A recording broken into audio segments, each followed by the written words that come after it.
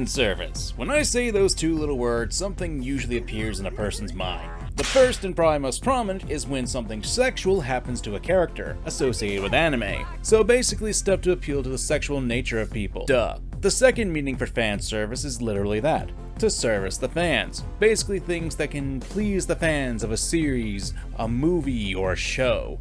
This can be things like references to characters, events, or cameos. If you want an example, pretty much anything to do with the Marvel credit scenes that showcase characters or hint at them. Both of them have their pros and cons, and frankly I kinda want to talk about both of them. Why, you may ask? Because I'm too lazy to make two videos about this, and I know for a fact that more people are going to watch one video more than the other, so we'll cover both types of fan service. Hi, I'm MangaKamen, professional internet hobo here, artist, and guy who thinks about things that I should probably talk about with a therapist, but I'm too cheap to afford one. So let's start with a more boring one. Service to the fans. You guys know this song and dance because it's something that a ton of franchises, especially franchises that have been along for a long time, do this. Oh, a character from this one movie or TV series is appearing in another? That's amazing! Thumbs up from me. To be frank, what I'm talking about are moments in a film, show, game, whatever, that pays homage to past characters, background Easter eggs, or even seeing characters do something that the fans have wanted to see, like Sonic doing the floss. There's nothing inherently wrong with this. However, a lot of shows and franchises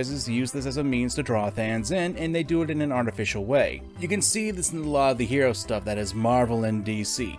And not to kick She-Hulk while she's down, but they did a lot of teasing with characters, especially with Daredevil, a character that Marvel fans have been wanting to see in action for a long time. And they essentially have him do a walk of shame, which, fun fact, the walk of shame is for high heels, not boots. Back on topic, Daredevil isn't the only character used to draw in fans. You've got Wong, a popular character from Doctor Strange, you've got Abomination, and of course Bruce Banner. Now, if you're like me, I don't think they're bad, but they're obviously being used to draw in fans from Marvel. And what does the show do in return for these fans? Well, it sucks. And it's not like She-Hulk is the only one that does this, let alone in Marvel. Sticking with Marvel for a moment, let's actually talk about a good example of fan service, and that be Captain America and Mjolnir. In Age of Ultron, it was hinted that Cap could have lifted the hammer, but never really came to fruition until the finale of the series. It's more of a subtle form of fan service that allows the fans to look forward to something, but it's also not in your face and not being used to draw people into watching the film, which in comparison to the cameos in She-Hulk, which are shoved in your face and used to tease fans into watching that trash fire. Now, because I don't want to talk about She-Hulk again, let's talk about the worst in Marvel. Doctor Strange in the Multiverse of Madness. Like, before the film was coming out, you got a ton of fans begging that John Krasinski take his role of Reed Richards. Now, if you're not familiar or in the know, there was a bit of a trend for years that John would have been a great Reed Richards. And hey, eventually he got his wish. Now, before we get to why this is bad, we also need to talk about Charles Xavier, played by Patrick Stewart. He was also brought back in on Doctor Strange. If you're not familiar, the X-Men movies, while not the greatest films, were also some of the earliest superhero movies. God, 2000 was when the first X-Men movie came out, right? Feel the Reaper clawing his way to me again. To cap it off, they also made reference to the 90s cartoon, which is probably one of the most nostalgic properties involving X-Men. They put him in his yellow hover chair, and when he showed up, they played the jingle for the opening of said cartoon. So, you've got all this fan service. You're laying it on extra thick. Even playing the nostalgia card. You got fans who are pulled into this film. And what do you do with these two?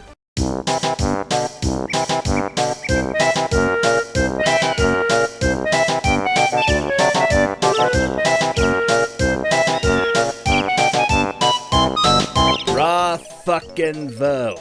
Best movie of 2022, huh? Oh, fuck you. Do I need to explain why this is bad? This isn't respectful to the characters or the fans. It's merely to get asses into seats. It's the same thing as bringing back the legacy characters in the new Star Wars trilogy just to kill them off. Now that I think about it, that's Disney too. Ugh.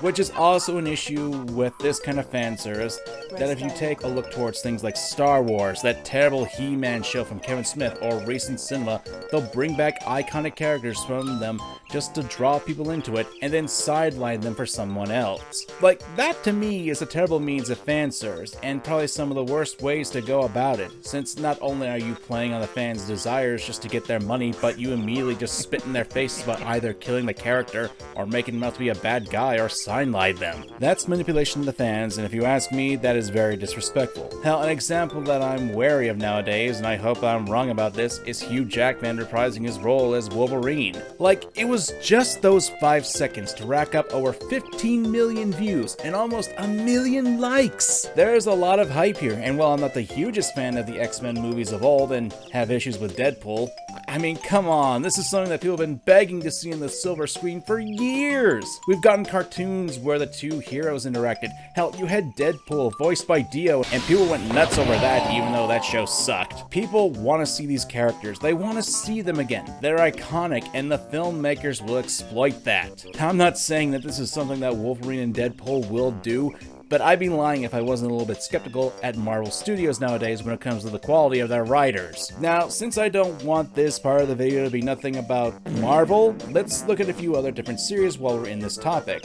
Namely, Yu-Gi-Oh! And Nintendo games. Yeah, criticizing the Japanese media. Never thought you'd see that from a channel named MangaKamen, eh?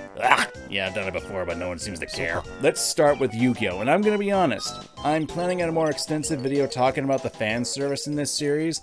Some of it's good, some of it's bad, and some of it's just straight up a slap to the face.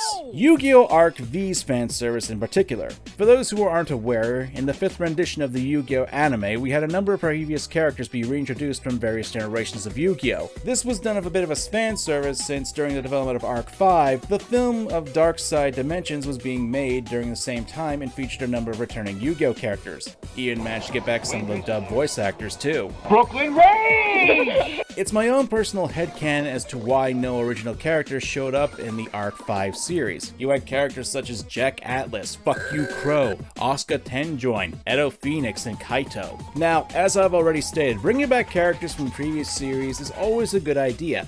It allows the past fan bases to take an interest in some of these characters for better or worse. These are people's favorites. People love their designs, their character arts, their personalities, and how they grew throughout the series. And that's the problem as well, because frankly, these aren't the characters that people knew. You see, the basis of Yu-Gi-Oh! Arc 5 is that the crew eventually travels to different dimensions based on, at the time, force summoning mechanics. What this means is that the characters that were brought back are not the same characters that people know. Their pasts, their character development, hell, even knowing that they knew each other is different. It was changed to fit the new story. For all intents and purposes, they are new characters. They're only wearing the skin of the characters that people knew and loved. And I do intend on talking about Arc 5 later this year. It's on the shit list, and don't worry, editor, I'm not having you do that video. I already hate you enough for making me do another fucking Yu-Gi-Oh! Segment. I already could predict everything that's about to come, all the references, all this other shit you're having me go back and forth with. I'm gonna take a Blue Eyes White Dragon, I'm gonna put it in a bottle of gin and whiskey, and mix it all in there. He's gonna turn into the booze-eyed White Dragon, right? He's gonna go to your house, he's gonna booze stream of destruction it, destroy it, and steal all your homemade hooch, okay? And then me and him are gonna drink it all together. And yes, it's a him, because I don't believe in Kasara. She's bullshit. That dragon is a man. Yeah, I just misgendered you, like a lot of people's favorite Yu-Gi-Oh! Monster. Yeah. Now let's talk about Nintendo. Now, I shouldn't really have to explain myself why they use fan service to draw people into buying their games. It's essentially weaponized nostalgia at this point, but when you also consider they bring in characters from franchises that really haven't seen a new addition to their series, that's when it gets bad. Need I bring up the tragedy that is F-Zero and Captain Falcon? Shine on, you brave fool! Then there's other properties that aren't as savagely beaten and thrown into the closet for Nintendo to just dust off to get fans excited. Mother, Star Fox. Hell, I would have dragged Metroid up if Dread wasn't released not too long ago. And let's not even get started with the properties that weren't solely Nintendo properties that got dragged into Smash. Like, the lowest level of shame I have to admit is when I heard Joker was in the lineup, I busted out my digital monies and said, "Give me my Phantom Theo of Heart against Sephiroth, please!" I'm not gonna say it ain't effective, cause obviously it is. It works on people. And unfortunately, this is a tactic that hacks like to abuse. And then complain about people seeming to prefer a kid action show. Sorry, still a little sore from my She-Hulk video. I'll never be the same again, man. Marvel ruined me. Now, this isn't the only tactic to get people to bring in their eyes and put asses in seats. And that's the best segue you're getting, because there's nothing really I can say other than... Welcome to the Cum Zone. Only cum inside anime girls. Ah, yes, the other kind of fan service. You know, the one you probably clicked on because you're just seeing my thumbnail. You get your kicks watching anime boobs or skirt flips, you filthy degenerates online. Do I need to explain what this type of fan service is? I probably drew a character with big coconuts for the thumbnail, but this is my job, and I suppose I should.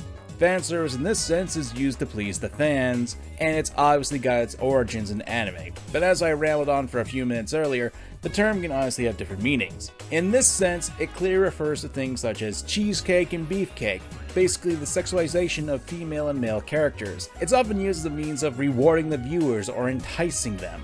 Obviously, this isn't a trope that's confined to just anime or manga. After all, people love to get their slice of cake wherever they can. We're all on the same page. I don't need to keep rambling on and annoying my editor.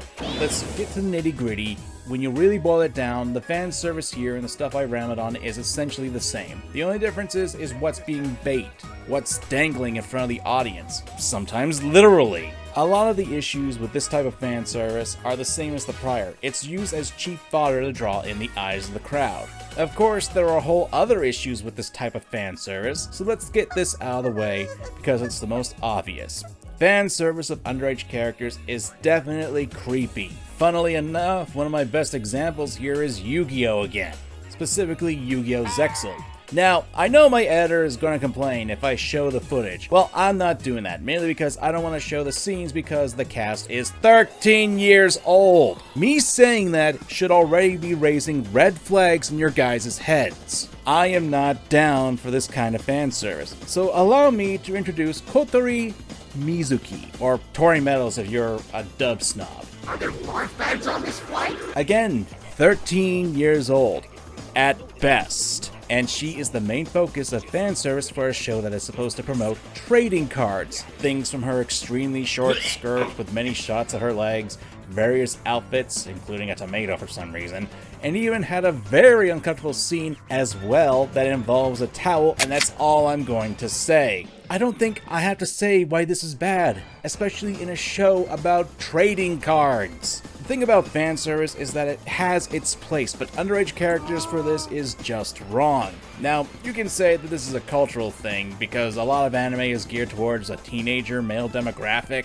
I'd say that's still, wrong, but whatever. Anime sexual fan service and Hollywood sexual fan service are handled completely differently due to the cultural history of both. So when you show perverted hijinks in a high school anime, they are initially for a culture of shock, and that is received negatively, therefore it's creepy. Like, without getting to specifics, I'm sure a character getting groped or skirt being flipped are tropes that you, the audience member, can totally picture in your head whenever I mention the words fan service in anime. Thing is, fan service is superfluous. Unless you got a show like Kill la Kill, which has its main theme rooted in fan service, it's filler to attract a certain kind of audience, and usually it's at the expense of using that time that could have been made to serve the story or characters. Now, that isn't to say that it can't be used to establish character traits, such as making the characters be massive perverts, not understand social cues, especially in Japan where this is an epidemic. But let's face it, it's used to entice the audience and little else. At best, it's horribly inefficient use of screen time. Not to mention, it's fairly often demeaning and occasionally even detrimental to a character at its worst. Now, that isn't to say that this isn't inherently a bad thing. Shows that are dedicated to fan service where it's the point can make it work. I mean, people are always going to want to have their slice of cake, so why not? The problem, as I've stated, is that it can detract from the characterization and storytelling quite easily. Like, what does a shot of someone's tight booty add to the story? I understand that booty is love and booty is life, but what does it add other than eye candy? This isn't me saying that sexy characters can't exist. Trust me, I love me some sexy characters. But the issue is that fan service is just basically a crutch to cover weak writing. So whether it be an anime with short skirts or your favorite superheroes, fan service at the end of the day is just a tool to draw the eyes to the medium in question. Sometimes it works, other times it's scummy, and sometimes it just doesn't make any goddamn sense. But this is just one guy's opinion on the net about this. What about you guys? Let me know in the comments below, and until next time, I'm MangaKamen, and have a great day.